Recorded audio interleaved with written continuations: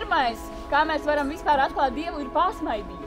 Tā kā smaids rada smaidu, un tas ir reāli patiesi. Tad, ja mēs smaidām, tad mums pasmaidīs, un tas jau ir kaut kas labs, ko mēs dodam citiem. Mēs atrodamies Rīgā, centrā, Vecrīgā. Nodarbojamies ar jauniešu nedēļas nogali. Ir atbraukuši jaunieši, kas mums piedalās parasti oāzes nometnē. Un tagad vēl tāda starp nometnēm, tāda nedēļas nogali, ka mēs kopā esam ar viņiem, ar Dievu. Programma ir ļoti laba. Galvenais šīs programmas mērķis ir, lai viņi satiktos ar Dievu. Un arī viens ar otru. Viņiem arī ikdienā pietrūkst tādas savstarpējas pieņemšanas. Ir ļoti daudz prasības priekš jauniešiem, bet kad viņus novērtē, tas nav tik daudz. Un tie ir labi, ka viņi var viens otru novērtēt un saņemt kaut kādu atzinību, lai viņi var izpaust savas emocijas, izrunāties, izbļaustīties.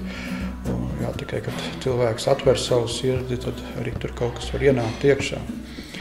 No sākuma parasti ir kāda jautrāka daļa, lai izskatītu visas emocijas, un tad arvien paliek garīgāka. Mums ir arī svētās mises, ir tāds liecības daudz, un, protams, arī centrā ir diezgan daudz slavēšanas. Veids, kā satikt Dievu, un jauniešiem patīk arī ar kustībām slavēt. Šeit piedalās jaunieši, kas ir gan no ticīgām ģimenēm, kas nav no ticīgām ģimenēm, un ko viņi šeit meklē un dara. Pirmkārt, viņi tuvojās Dievam. Galvenais mērķis ir evanģelizēt viņiem un tuvināt viņus Jēzu.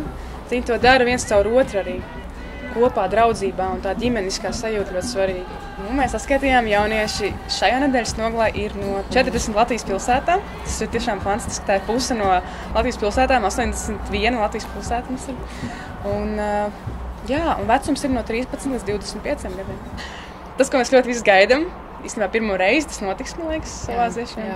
Mēs iesim Rīgas ielās, tā teikt, un slavēsim. Parādīsim mūsu ticību un aicināsim cilvēkus, kas vēlas var pievienoties, vai arī lūgsim par viņiem, kas vēlēsies, evanģelizēsim. Visi kopā. Izraēl!